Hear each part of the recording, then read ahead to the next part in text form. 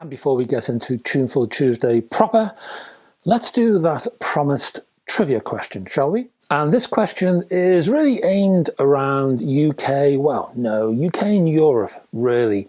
Not so much the US, although you may be enlightened in the ways of football, and I mean football with a round ball, what my American friends might call soccer, but as we all know, is really called football.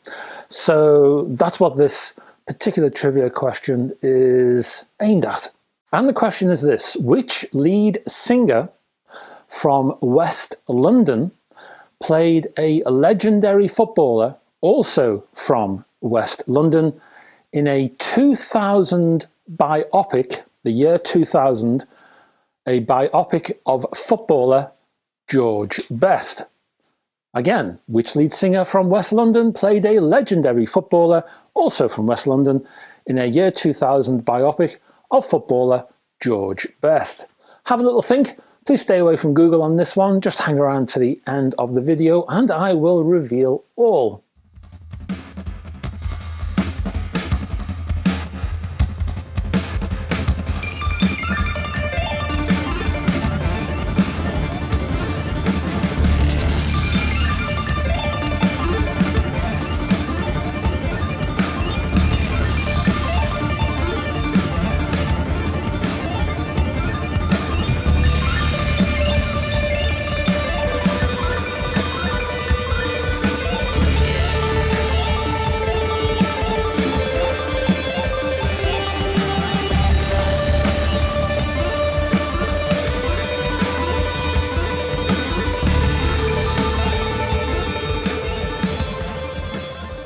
And welcome to Tuneful Tuesdays. You're very welcome to Occupied Tuesdays with me. I'd have been on my own otherwise. And we're looking at a music magazine for this particular video. And we're going to have a couple of book reviews, and there's going to be a couple of CD reviews, but we're going to start with vinyl news. And we're going to start with jazz and a certain Gerry Mulligan. And I mean baritone sax legend Gerry Mulligan, who spent around 4 years fronting his concert jazz band from, what was it, 1960 to 64, I think it was. Night Lights is an easygoing 1963 release on the New Land Records label. I'll put a little link below. It includes trumpet man Art Farmer, you've got trombonist Bob Brookmeyer, guitarist Jim Hall, he gets everywhere, this Jim Hall, bassist Bill Crow, and Dave Bailey on drums. No stretch, just ease. Next up on the Universal, well, UMC officially label, we have Steely Dan and Northern Corridor. Steely Dan Live, that's the title. And it's a rather strident title of this single sleeve double covering 4 venues. We've got the Mohegan, is that how you pronounce it? Mohegan Sun Arena, the Orpheum Theatre, the Beacon Theatre, and the Met Philadelphia from 2019. Adding a sense of live edge to the mostly 70s classics, this is a professionally performed suite. Third off the blocks is Sly and the Family Stone and the 50th anniversary release of There's a Riot Going On, this time from Sony. And, well, it probably says more about the riot happening in Sly's spaced out head and within his immediate social circle than any other broader social commentary. This loose-leafed, rather straggly, unfinished collection of grooves and vocals, attached with staples, was nevertheless a major album in its day, and it's been influential ever since. Next up, we're looking at a release from the Happy Robots label and Roman Angelos's Music for Underwater Supermarkets, which I'm sure is something we all need in our lives. The New York-based producer Rich Bennett offers it's a sort of array of library music. If you're into library music, well, the sleeve looks very library music, and as I say, it plays in a library music way. It's a compilation of 60s tinged orchestral loungecore. There's some synth noodling and MOR square.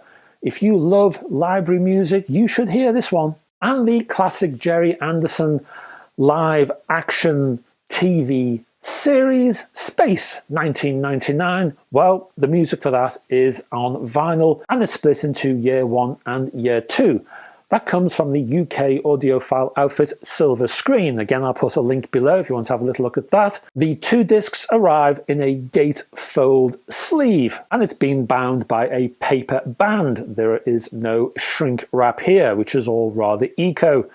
And it's pressed on lunar white because, let's not forget, this was a science fiction TV show. The original soundtracks via Barry Gray, which was year 1, and Derek Wadsworth, who devoted his work to year 2, offer classic cues and vibes. The gatefold supplies a whole host of valuable information and insight. Wonderful music and essential if you're into Mr. Anderson, if you love your SF, and, well, if you love your TV, basically. Next, we're going to Germany and the audiophile label Speaker's Corner, and a couple of releases from the German outfit, and that begins with Ornette Coleman's Free Jazz from 1961, an early release of the form that saw a lack of formal template but did utilise a sense of structure from band members like Don Cherry and Freddie Hubbard, meaning this rather challenging release was still accessible. Another release from Speaker's Corner is Fred Wesley and the Horny Horns from 1977. They originally released their debut, A Blow for Me, A Toot for You, on Atlantic. This has a sort of James Brown educational ethos behind it. At this point, the group were Parliament and Funkadelic's horn section as well, so you can just imagine the sort of delivery you're expecting to receive here. It's no real surprise that this is a rather P-funk outing, but it has jazz sprinklings. George Clinton fans should seek it out. Next up, we're looking at Space Jam and music from and inspired by the film itself, a 1996 release from Warner, which has just been reissued. This release is on a double gatefold that includes artists such as Seal, Coolio, D'Angelo, Barry White, and of course Bugs Bunny. Oh yes, and it's limited to 6,000 copies. The vinyl has been pressed both on red and black. Next up we have Johannes Wamberg. Again, I hope I pronounced that correctly, apologies if not. And an album called Tabloid. This is a Bandcamp release, and again I'll give you a link below if you're interested.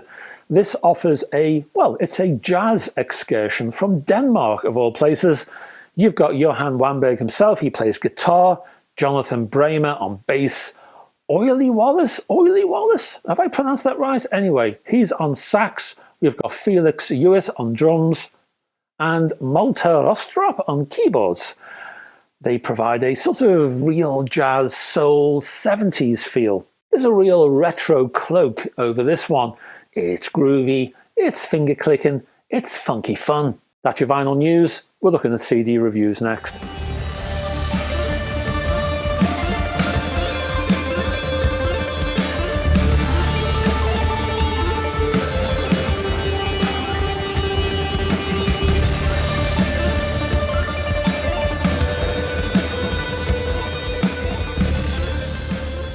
Now, I'm a big prog fan. I'm a sad prog fan, you might say. I like a little bit of Jethro Tull. In fact, well, I've got quite a lot of Jethro Tull in my collection. I can see them from here. I was rather pleased then to see that Jethro Tull, I think you need to do this now in 2022. Jethro Tull has released a new album and it's called The Zealot Game on the Inside Out label. That's a sort of Sony imprint. Now, the album, which is nicely mastered, I have to say, is promoted as the first Jethro Tull album in 18 years. But, really, is it? Isn't it really a rebadged Ian Anderson solo album?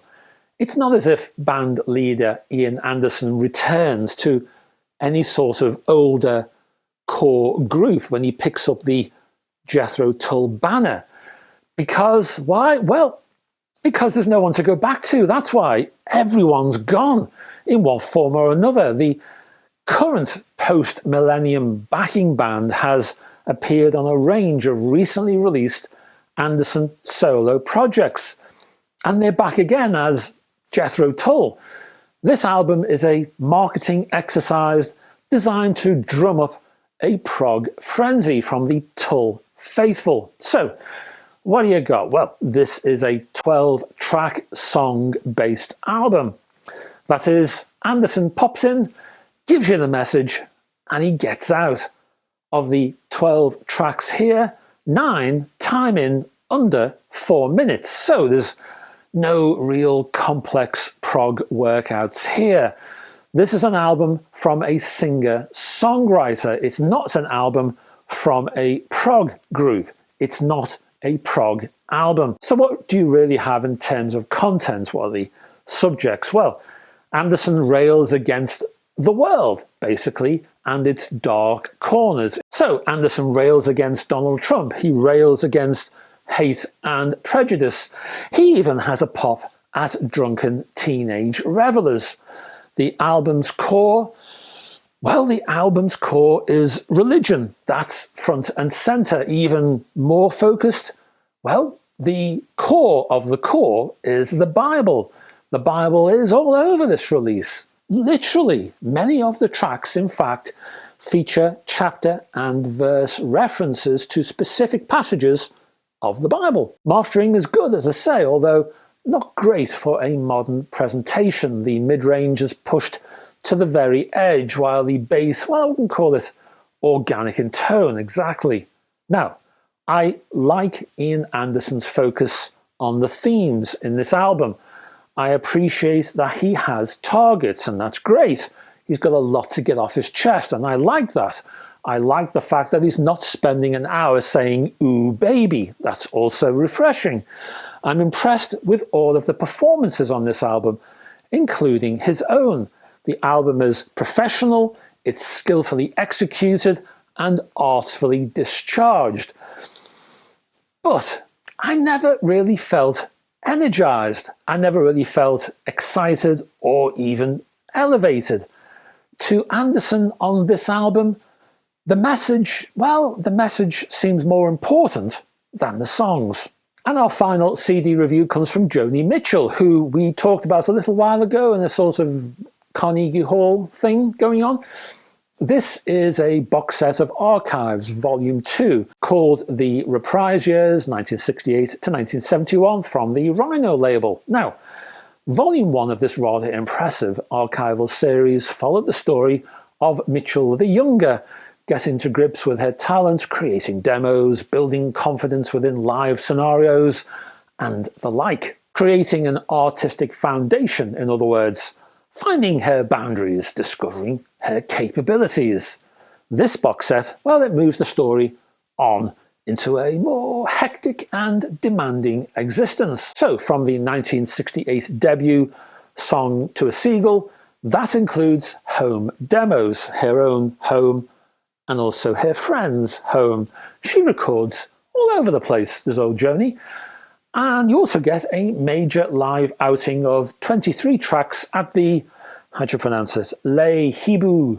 Le Hibou? I'll put it down here. You can have a go at pronouncing it yourself. It was a coffee house, basically, and the recordings are from the 19th of March, 1968, and you also get outtakes from the album. Then we're straight into the album Clouds, combining home-based demos. There's TV-based demos, for example, the Dick Cavett Show in 1969 is one of those, and the 1st of February 1969 Carnegie Hall concert, spanning 22 tracks. There's a fascinating sense of evolution that derives from combining the familiar with the rough and the ready that are sometimes dependent on location. So what do I mean by that? Well, you know, for example, if you have demos at friends' houses, they tended to be a bit more kickback and relax affairs. The creation process is also noted here, as some songs feature wordless singing while the right words are still being found. What is impressive is the speed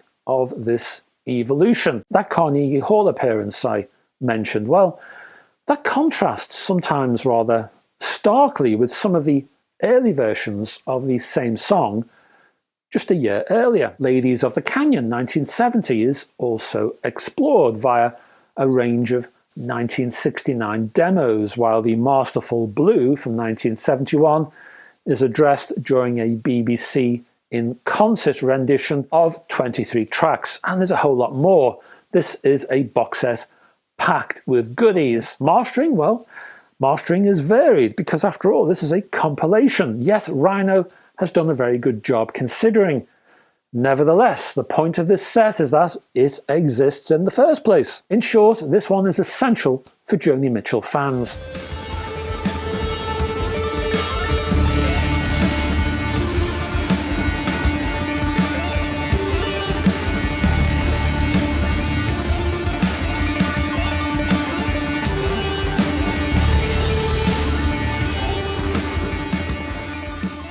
And before you go, let me give you a couple of quick book releases. Now, last time I talked about a Bruce Springsteen coffee table book, and I just want to give you a couple more, just to give you a bit of an array, a sort of sweep of the coffee table fraternity here. So let's talk about Fleetwood Mac, shall we? And the book, which is called What Dreams Are Made Of, the complete illustrated history. The author is the rather respectable Richie Unterberger. It's been released by Crestline for $19.99, and you're looking at 208 pages. Now, this is a large format coffee table outfit. This one moves from the band's roots in the early 60s all the way to 2015, and so has a lot to pack in within its comparatively brief page count. This one feels like an extended article from a magazine. It touches on the history of the band and does so competently. The highlights are the large images, especially from the band's early history. The concert poster scans, Peter Green playing in a TV studio wearing a white robe, so voluminous you could use him as a tent at the next Glastonbury. And there's also some fascinating 7-inch single sleeve scans. What I like about this book are the pull-out album reviews written by guest writers and spanning a couple of pages each, set within the time period of the book at that moment. Useful for the beginner. This one is ideal for the casual Mac fan or one looking for a bit of a crash course on the band. Finally, for this video, we have a bit of a weird one from Billy Gibbons, the ZZ Top chap. This one is called Rock and Roll Gearhead, although if you read the title literally, it would actually read as Rock Plus Roll Gearhead, so I'm not sure about that one. Authored by Tom Vickers and David Perry, this one has been published by Motor Books, and you're looking at £35 here. The book itself spans 224 pages. Now, this book is resplendent in a deep orange, in an embossed folio sleeve. Now, I don't normally show you the items I'm talking about because, I don't know, I'm wondering if that slows the whole video down. Do you want to see these things? Do you want to see this stuff? Does it matter to you? Tell me if you do. I've been keeping them out just to pick up the pace on these particular music magazines, but you tell me. Anyway, I wanted to show you this one because it's just a bit odd, I suppose. Firstly, well, it's nice, bright and orange. There's a real textured feeling if I'm running my hands seductively over this book here, as you can see. Well, there's a real embossed feeling to this one. So you've got the front here, and you've got the back, which just has a bit of a blurb. But the point of me showing you this book at all is because this isn't the book per se. This is a folio sleeve, as you can see. And then inside is the actual book itself. Now, the slightly odd thing about this book is that of the 223 pages that this book consists of, only around 60 is actually devoted to the ZZ Top man's biography. Yet this section is packed with rather fascinating information that says a lot in a short space. You'll also find images galore here showing historical images, action shots, posters, ticket stubs, even an old contract scan. The real point of this book follows soon after. I'm talking about the sections on the cars, yes, the cars, and the guitars. Both of these are Gibbons' passions. The cars are all custom builds, pushing vintage designs to the extreme. Everything from a Cadillac 61, a 32 Highboy Roadster, and a V8 powered Mexican Blackbird. There's talk from the men behind the tech, plus lots of brief car descriptions, dripping with colloquial language of the area. So cars are whacked to the max. Paint is squirted onto the chassis, while the metalwork is sliced and diced. Don't you just love it? The visual results, well, I have to say they're rather striking. The guitars are no different. Big, bold, with lots of colourful images, plus extended captions of equally impressive guitars. So, yes, this is a coffee table book, but it's one of the best coffee table books I've seen in a long time. In fact, it could be the best coffee table book relating to music I've ever seen. Really, because it reveals the passion of the man. It really gets in to Gibbons' psyche. And to me, that's what a book should do. That's what a book is all about. And if it can use visual representations and some gorgeous photographs to do that, all the better. This particular book, like I say, an amazing coffee table book. And before I let you go, let's answer that trivia question, shall we? And just to repeat, which lead singer from West London played a legendary footballer also from West London in a 2000 biopic of footballer George Best? And the answer is Mr. Roger Daltrey. And you might say it beggars belief that any filmmaker thought it would be possible to convey a fraction of the genius and tragedy of Mr. George Best via the medium of acting. But in the year 2000, somebody actually tried with John Lynch, at the time knocking on middle age, as the eponymous hero of Best. That was the name of the film.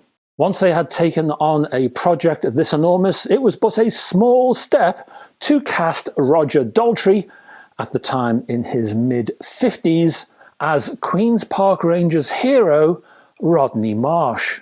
Films on football, hey? Well, will they never learn? And that's it, folks. Thank you very much for staying to the end of this video, and may I thank you very much for all of your support. And if you can, if it's possible, if you can reach over and just tap somewhere down there the like and subscribe buttons, I'd be chuffed to bits, and I won't be able to smile wide enough if you can do that for me, so thank you.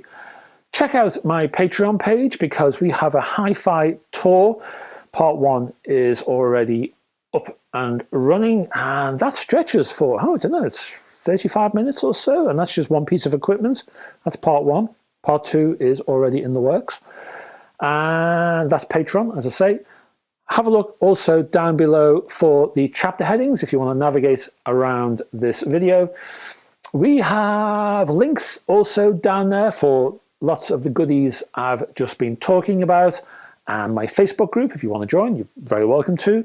My website, there's a whole host of stuff on there to read, which you won't see on this site. So I will be back at the weekend. I've got a skip outside which is full to the brim of hi-fi news, and that needs to be processed before it's given away to charity. So check out the weekend for more hi-fi news. It's going to be a good one. Now, I hope to see you at that time, and I hope to have your company, because otherwise I might, well, there might be a tear or two just dribbling down there. So make sure you join me for then. Until that time, folks, bye-bye for now.